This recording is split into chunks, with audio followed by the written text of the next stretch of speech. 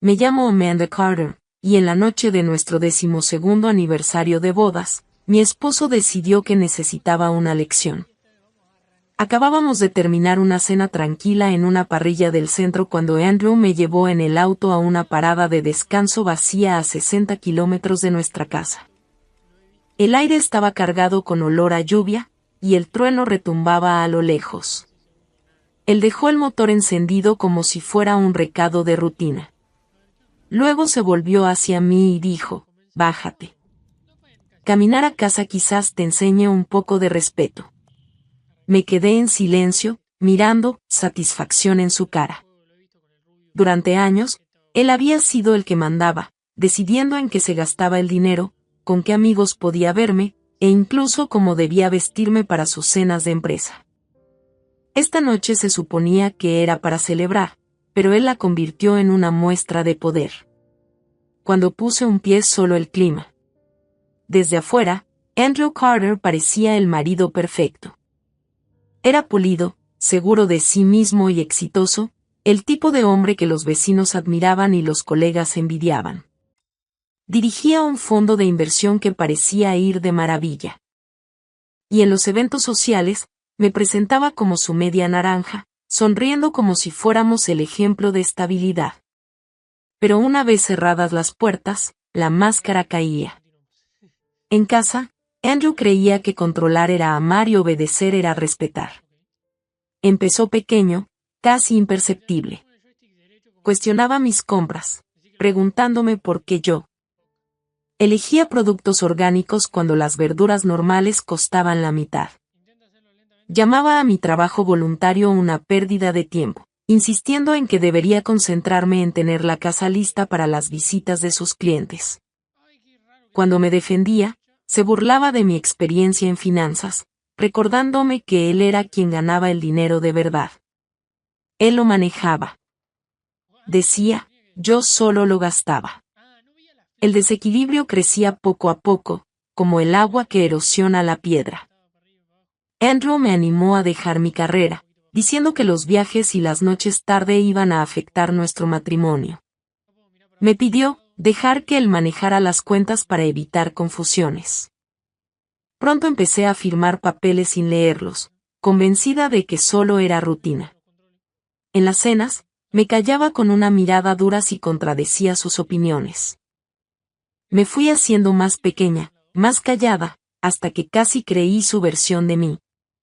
Pero incluso en esos momentos, una parte de mí sabía que algo no estaba bien. La forma en que desestimaba mis preocupaciones.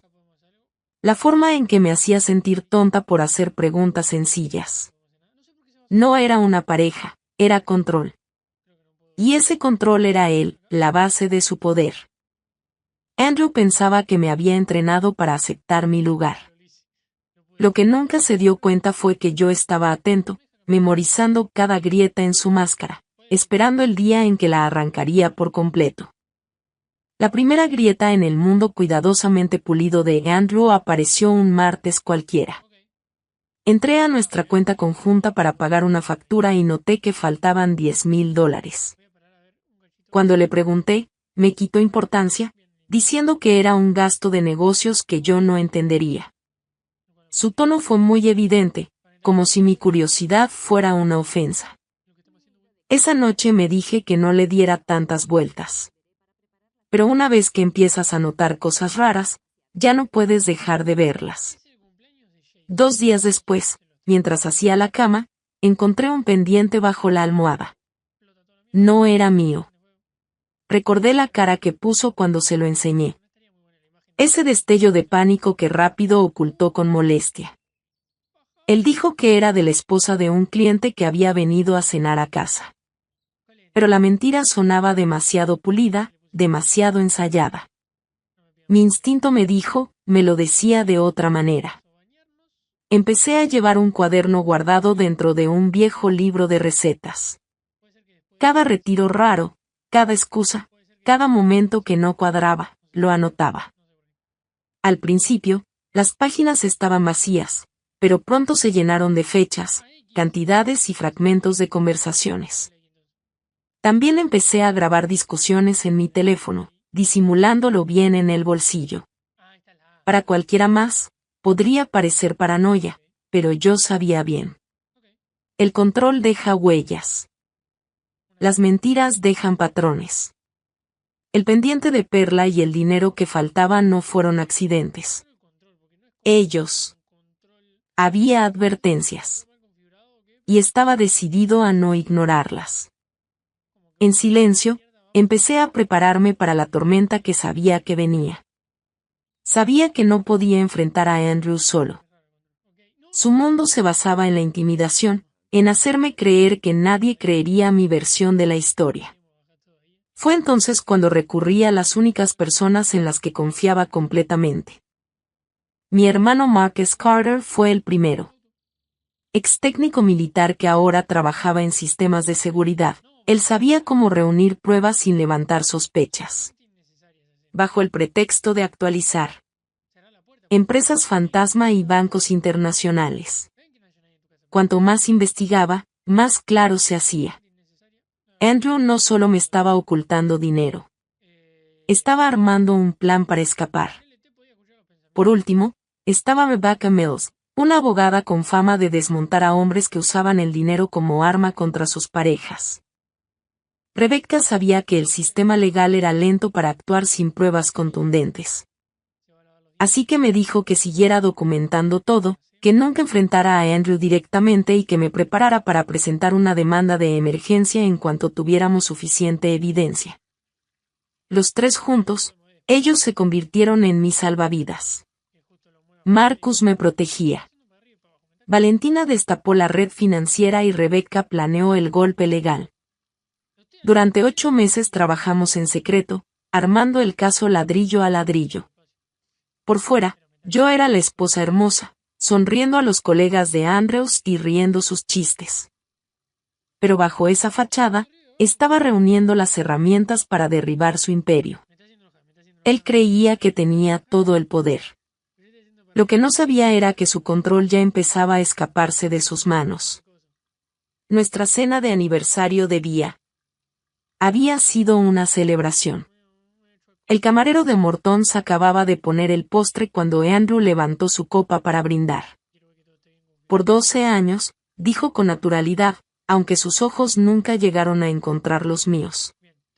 Forcé una sonrisa, saboreando la amargura detrás de la dulzura del pastel de chocolate. Horas después, su verdadero regalo se revelaría.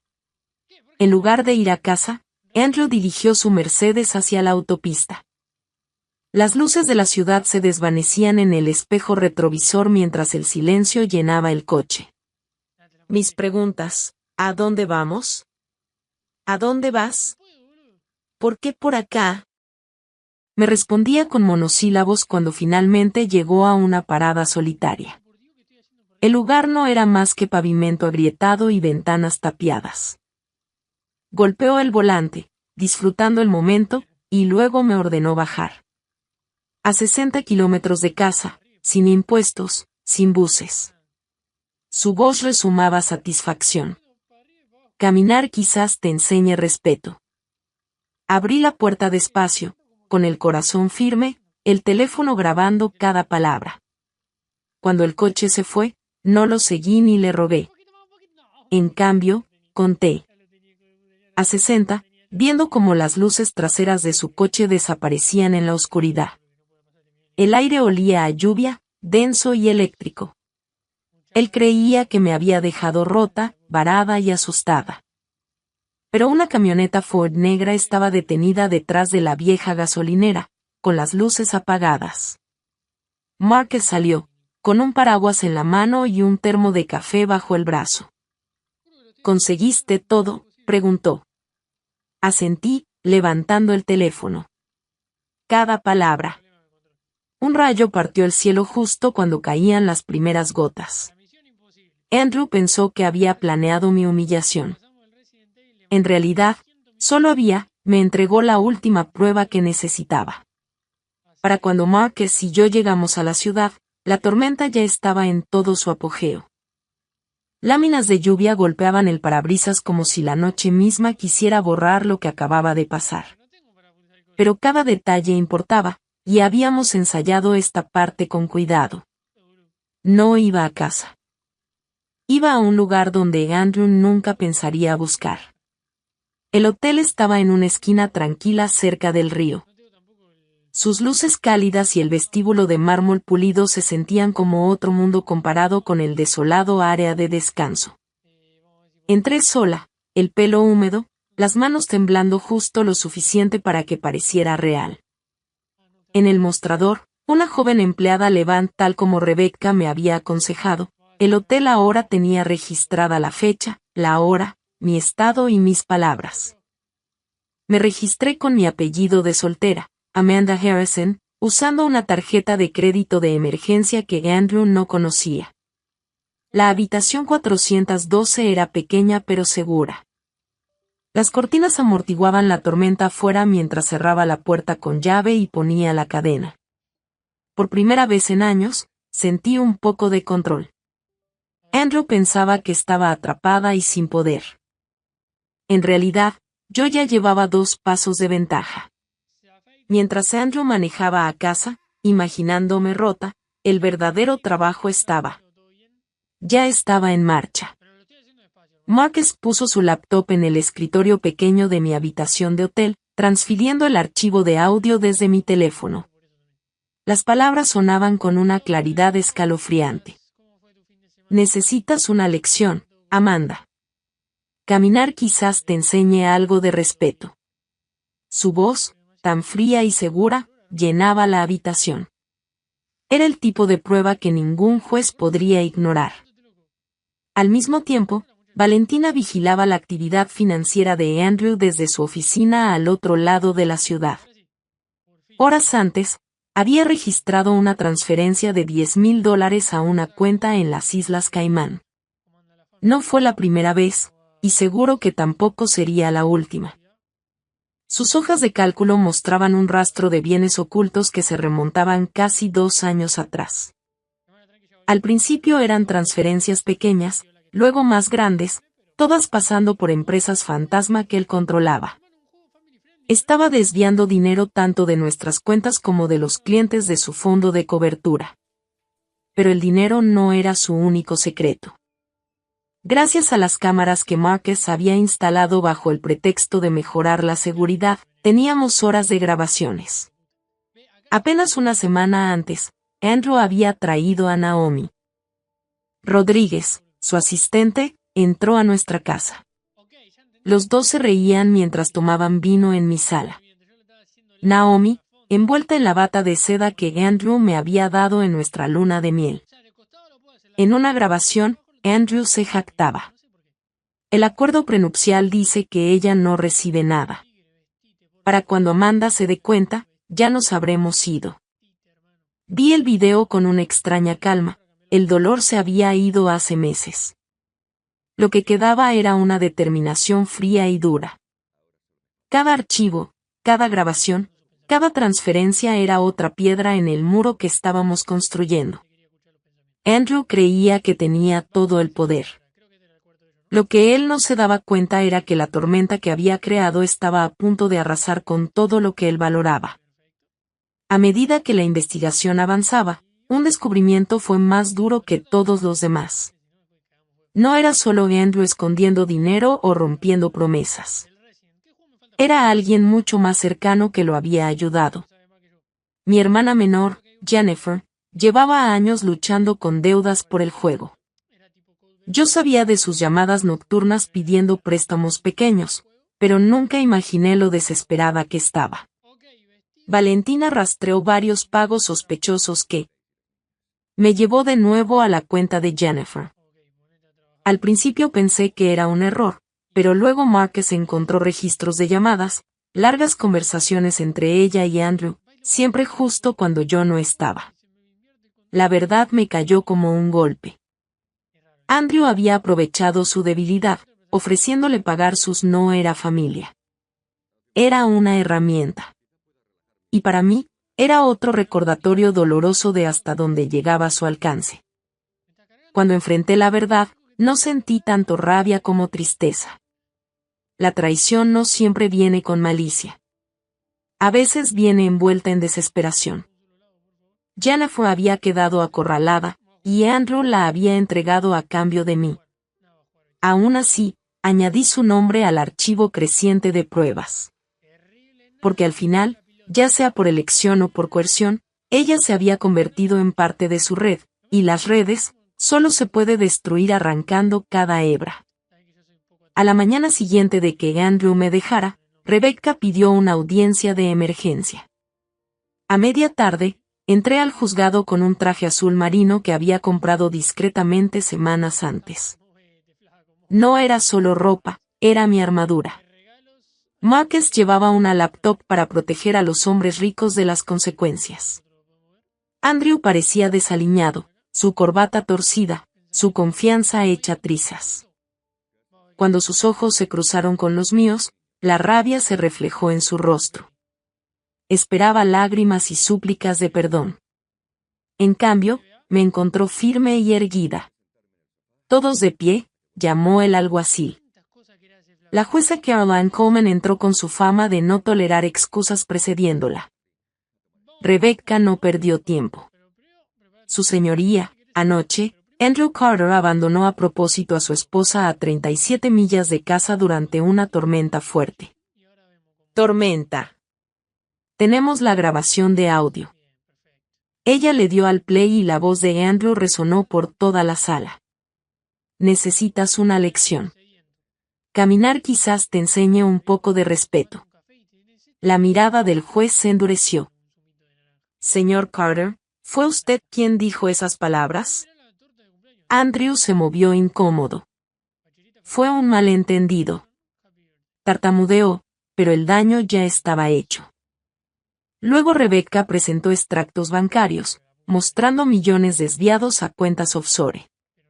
Valentina mostró gráficos de transferencias ocultas. La montaña de pruebas crecía con cada minuto que pasaba. Justo. Mientras el abogado de Andrews trataba de objetar, se abrieron las puertas del tribunal. Agentes de la SEC y del FBI entraron con una orden. El momento fue intencional. El imperio de Andrews se estaba desmoronando en tiempo real. Y entonces, como si el destino quisiera un último giro, Naomi Rodríguez irrumpió. Su voz temblaba mientras gritaba al otro lado de la sala. Dijiste que ella estaba loca. Dijiste que el divorcio ya estaba cerrado. Ella levantó su teléfono, mostrando capturas de pantalla de sus mensajes. Andrew se enterró la cara en las manos. Su lección se había convertido en su perdición. La audiencia de emergencia fue solo el comienzo. En pocas semanas, Andrew fue acusado de varios cargos: fraude electrónico, abuso financiero y malversación. El juicio atrajo a periodistas de todo el estado. Cada mañana, las escaleras del juzgado se llenaban de cámaras ansiosas por captar la caída de un hombre que alguna vez fue considerado un genio financiero. Adentro, el ambiente era aún más pesado. Testigo tras testigo subía al estrado. Clientes ancianos contaban cómo Andrew los había convencido de firmar papeles que apenas entendían. Una mujer describió cómo le dijo que ella recordaba mal los retiros, sembrando dudas sobre su memoria hasta que empezó a cuestionar su propia cordura. Exempleados explicaron cómo les ordenaba falsificar registros, castigando a cualquiera que hiciera preguntas. Valentina guió al jurado a través de gráficos de cuentas offshore, revelando un patrón de engaños que se extendía por años. El testimonio más impactante vino de Naomi. Ya no lucía pulida ni glamurosa, se sentó en el estrado con el cabello recogido y la voz firme. Ella admitió su relación con Andrew, pero mostró grabaciones de sus conversaciones privadas. Él decía que estaba jugando ajedrez mientras todos los demás jugaban damas, contó por teléfono. La voz de Andrew se jactaba de vaciar cuentas y dejarme sin nada. El jurado escuchaba en silencio, con el rostro endureciéndose con cada palabra. Y entonces llegó la sorpresa que nadie esperaba. Un joven llamado Christopher Walsh testificó, presentándose como el hijo de Andrew de una relación que había mantenido oculta por 2 décadas. Su madre recibía pagos mensuales de Andrew, fondos que se rastrearon directamente a cuentas robadas de clientes. La revelación no solo pintó a Andrew como un fraude, sino como un tipo dispuesto a usar dinero robado para ocultar su pasado. Al final, Andrew insistió en declarar él mismo. Intentó contar una historia donde él era malinterpretado, incluso llegó a decir que yo podría haber falsificado documentos, pero bajo el contrainterrogatorio, sus mentiras se desmoronaron. Para cuando el fiscal terminó, el jurado ya no veía a un genio financiero. Veían a un hombre atrapado en su propia red de engaños. El jurado deliberó por menos de 3 horas. Cuando regresaron, el veredicto fue claro. Culpable en todos los cargos. Cada palabra resonaba en la sala como un martillo golpeando acero. Fraude electrónico, malversación, abuso financiero, conspiración. El imperio de Andrew Carter se había venido abajo. 2 semanas después, nos reunimos de nuevo para la sentencia. La voz de la jueza Coleman tenía el peso de la definitiva cuando se dirigió a él. Señor Carter, usted abusó de la confianza, se aprovechó de los vulnerables y no mostró ningún arrepentimiento. Este tribunal lo condena a 96 meses de prisión. Prisión federal sin posibilidad de libertad anticipada, 8 años tras las rejas. El tipo que antes se jactaba de tener el control ahora estaba esposado, llevado por los alguaciles. Antes de irse, Andrew se volvió hacia mí, con los ojos llenos de rabia. Pronunció con los labios, esto no ha terminado. Me puse de pie, con la voz tranquila pero firme. Tienes razón. Las demandas civiles empiezan el mes que viene. La sala quedó en silencio. Por primera vez en años, yo ya no era el que estaba callado. Afuera, los periodistas se agolpaban con preguntas, micrófonos brillando bajo el sol de la tarde. Rebecca me protegía del ruido, pero aún podía sentir el cambio. Ya no era la mujer abandonada en una parada de descanso. Era la mujer que había convertido la traición en pruebas, la humillación en fuerza y el control en justicia. La lección de Andrew había terminado. La mía apenas comenzaba. Con Andrew tras las rejas, enfrentaba una elección. Podía cerrar ese capítulo y reconstruir mi vida en silencio, o podía tomar el dolor que él causó y transformarlo en algo más grande. La decisión llegó. Rápido. Con la recompensa para denunciantes y los bienes asegurados por el tribunal, fundé la Fundación Phoenix. Un lugar donde mujeres atrapadas en abuso financiero o emocional puedan encontrar seguridad y apoyo. Marcus se encargó de la seguridad, instalando botones de pánico y cámaras pensadas para proteger, no para controlar. Valentina organizó la parte de investigaciones financieras, enseñando a las clientas a detectar cuentas ocultas y transferencias no autorizadas. Rebecca ofreció clínicas legales, mostrando a las mujeres cómo manejar divorcios y peleas por la custodia. Con confianza. Lo que empezó como mi plan de supervivencia se convirtió en un salvavidas para otros. Nuestra primera clienta fue María, una maestra cuyo esposo había escondido sus ahorros y la amenazaba con deportarla aunque ella era ciudadana. En pocas semanas, Valentina rastreó el dinero. Rebecca presentó los papeles y Marcus organizó su traslado seguro. Me senté con María mientras lloraba, reconociendo mis propias lágrimas en las suyas. Cuando se fue con sus hijos, entrando a un nuevo departamento con las llaves en la mano, entendí por qué la fundación era importante. Andrew intentó borrarme, pero en cambio me dio un propósito. La Fundación Phoenix no era solo mi venganza.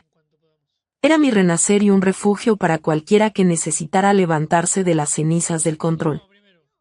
Meses después del juicio, llegó una carta por correo.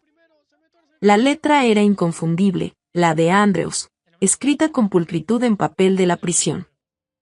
4 páginas llenas de resentimiento, culpándome por su caída, diciendo que yo lo había tendido desde el principio. Terminaba con una sola línea: espero que hayas aprendido la lección. La leí una vez, y luego la guardé en silencio en un marco. La carta ahora cuelga en la pared de mi oficina en la Fundación Phoenix, justo al lado de fotos de mujeres que han reconstruido sus vidas. Cuando nuevos clientes me preguntan sobre ella, les digo la verdad. Sí, aprendí una lección. Aprendí que la crueldad se revela si tienes la paciencia de reunir las pruebas. Aprendí que nadie merece ser silenciado o abandonado. Y lo más importante, aprendí que la fuerza no es ruidosa ni violenta. Es constante, estratégica e imparable. Sus palabras estaban destinadas a perseguirme. Se convirtió en mi recordatorio diario de la victoria. Mirando atrás, veo esa noche en la estación de descanso, no como un final, sino como un punto de inflexión. Andrew pensaba que me estaba enseñando sobre obediencia, sobre conocer mi lugar. En cambio, él reveló exactamente quién era y me dio la prueba que necesitaba para recuperar mi libertad. Lo que empezó como humillación se convirtió en la base para la justicia, no solo para mí, sino para otros que alguien ignora tu voz en la mesa durante la cena. Pero cada patrón se puede documentar y cada secreto se puede descubrir. Nadie merece sentirse impotente. Nadie merece quedarse solo en la tormenta. Si alguna vez dudaste de tu fuerza, recuerda mi historia. Preparación, paciencia y el apoyo correcto pueden convertir la desesperación en determinación. Y cuando te levantas, no solo lo haces por ti, sino por quienes aún buscan su salida.